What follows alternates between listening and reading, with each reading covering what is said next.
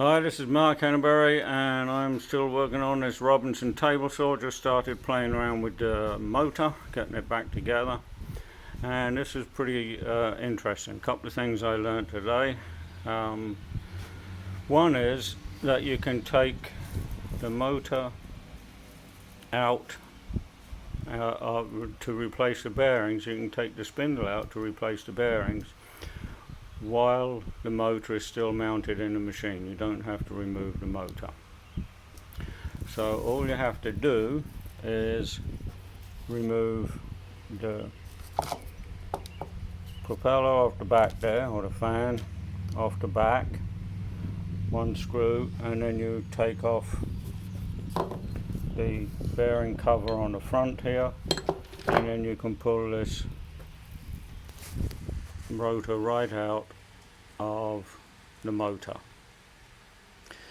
Now, while looking at it and trying to figure out how to remove the bearings, I got a little confused in the design of it, because it's a little different than most spindles I've looked at.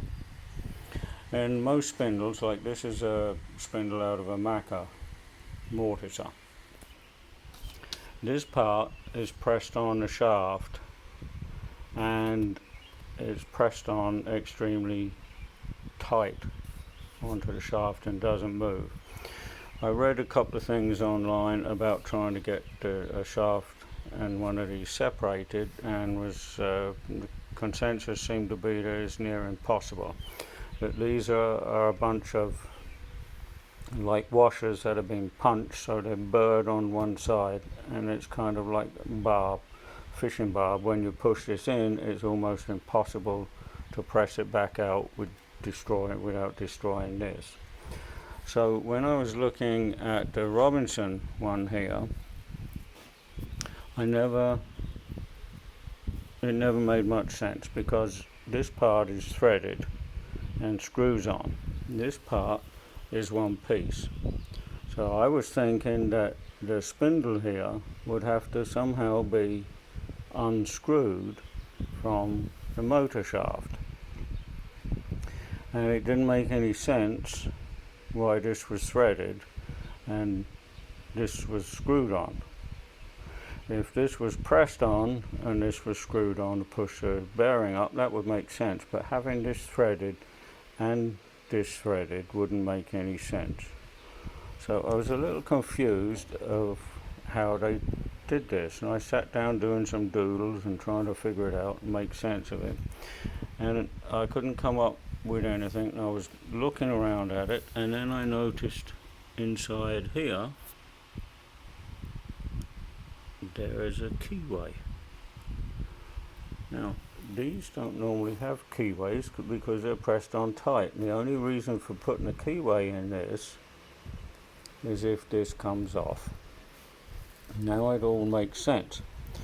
You pull the bearing off of the back. This is a sleeve that's locked on with a screw. It's also got a 0 there and a 0 there, so you can reference it. This sleeve comes off. This must slide off.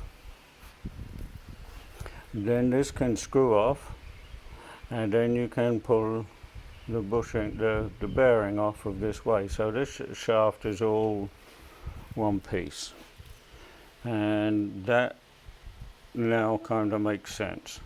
So this doesn't unscrew at all, it's integral to there. So I'm happy that I kind of figured that out. It'd be kind of sin to put this in the vise and trying to get this off with a Stilson wrench or a torch. But anyhow, I'm quite happy that seems to make sense to me now.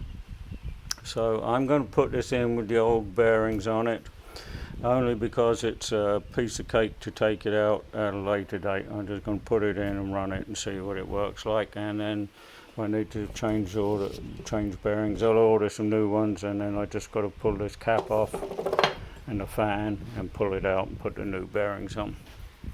Anyhow, I just thought I'd fill you in on a little bit of an education I got here on the Robinson table saw motor today. Thanks for watching.